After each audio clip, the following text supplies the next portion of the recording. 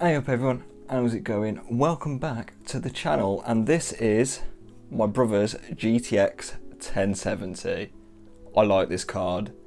Even though it's 5 years old now almost, it packs a punch, and to be honest, if you bought one of these in 2016, you're still doing pretty well, to be honest. Launching back all the way in 2016 with a recommended retail price of $379, way better than Turing. This graphics card was a hell of a beast for 1080p, 1440p, and in some games even 4K. Today I wouldn't even bother with 4K. But yeah, this is specifically the Asus Dual version, and it looks pretty damn good, apart from the lack of the backplate, which is not so good, but the PCB is matte black, and yeah, it's not a terrible looking card, to be fair. It looks pretty good. Specs wise, the 1070 has got the GP102 GPU core, which is the same one which is actually found in the 1080 and the 1060. Only thing is, it's cut down to 1920 CUDA cores. Is it 1920? Yeah, 1920 CUDA cores. And yeah, that's quite a lot. It's not the same amount in my 1080 Ti or the newer cards, but still pretty okay. Also has 8GB of GDDR5 VRAM, which is way more than enough than what you'll need. It was more than enough in 2016, still more than enough now. It's not as overkill anymore, especially if you're gaming at high resolutions, but yeah, you're not running out of VRAM anytime soon on this beast. Hands on with this card. Very sturdy, I like this card. Nice and white, especially for white builds, especially if you can get a backplate for it, as it doesn't come with one. But however, the backplate is like a matte black, so it doesn't look as horrible as other cards. But we have a plastic shroud on the cooler, no surprises there. It's quality plastic and it's white as well, so it will fit in with a white build very easily, and it will go very well with one. We've got some heat pipes on the cooler. The cooler isn't too big, but it definitely could be worse.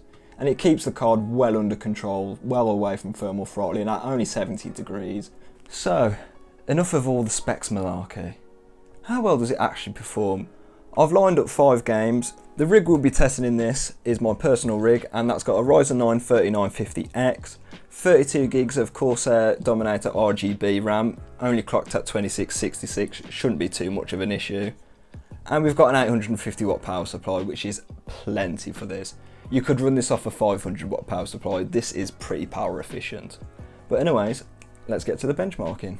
First game up on the benchmarks is Fortnite, and the 1070 did pretty decently here, not to lie. On high settings with the epic textures, it managed to get 137 FPS on average, which is pretty good, not going to lie. On pro settings, you'll get easily way over 200, with a 1% low of 80 FPS and a 0.1% low of 19 FPS. It was a bit stuttery, but it wasn't stuttery in moments that mattered, so in big build battles, stuff like that, in fighting. It's just exploring around the map.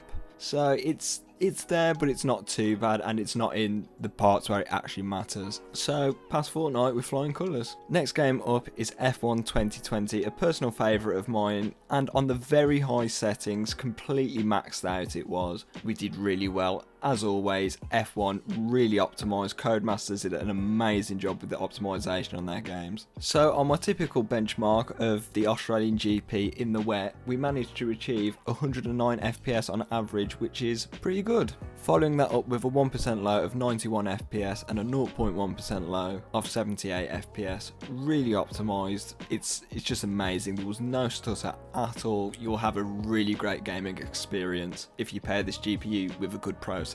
Next game on the benchmark is another recurring game, and that's GTA 5. And as expected, the 1070 performed really well here. It did come out the year after the game anyways, so you'd expect it to perform quite well. The game defaulted to max settings and even applied some of the advanced graphics options. I opted to turn them off. I don't really have them applied because they tend to eat into performance quite a lot. And we enabled 2x MSAA for anti-aliasing and reflection anti-aliasing. And with all these settings enabled, we managed to to get 111 FPS on average, which is really good, with 82 FPS for the 1% low and 71 FPS for the 0.1% low. Not bad, not bad. Amazing performance at 1080p here, really great. You get away with 1440p even as well. And as far as I'm concerned, GTA 5, excellent performer.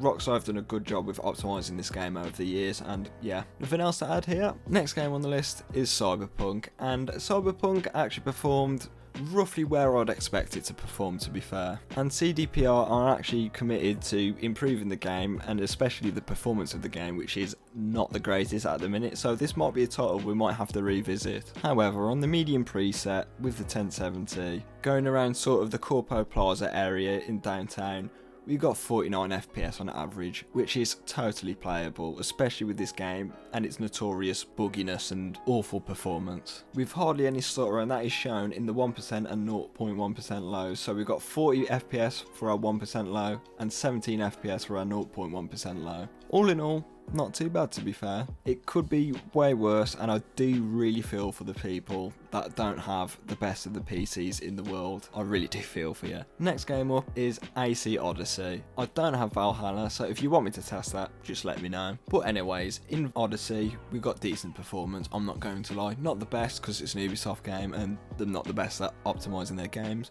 But regardless, still pretty good if you're playing at 1080p. So on the very high preset, we managed to get 58 FPS on average, with a 1% low of 46 FPS and a 0.1% low of 41 FPS. Not too bad considering it's an Ubisoft game. I wonder what it would get in Valhalla though. Valhalla is definitely one I want to benchmark soon.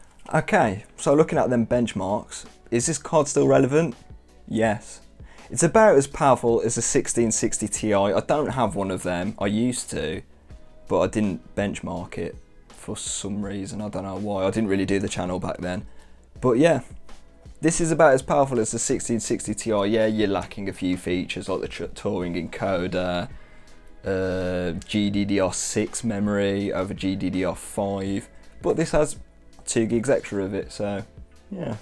I was really impressed with GTA and F1 as usual, and Fortnite was actually pretty decent as well. A bit of stuttery in Fortnite, but you didn't really notice it, so it's not that much of a problem. GTA, it's going to perform well in GTA, especially on ultra settings, 1080p, mainly because the game came out in 2015 and it's based on a game from 2013, which released on the Xbox 360 and PS3. So yeah, if you're looking for one of these, the cost's about £220 on the used market. They have gone up a bit. If you can get this for, let's say, around the £200 mark, really good price. I got this for £200. Yeah, if you can get this for about £200, which is about $250, I'll put it on the screen. But yeah, I don't know what the market's like in America. Yeah, if you can get it for that price, buy it. Don't hesitate. I'd say get it if you're looking for a card in this sort of price range, especially with the horrible stock that we've seen with Ampere at the minute. Yeah, if you don't care about ray tracing or any of that, this one's your card. So if you like the video, like it. If you liked it even more, subscribe, and I'll catch you in the next one.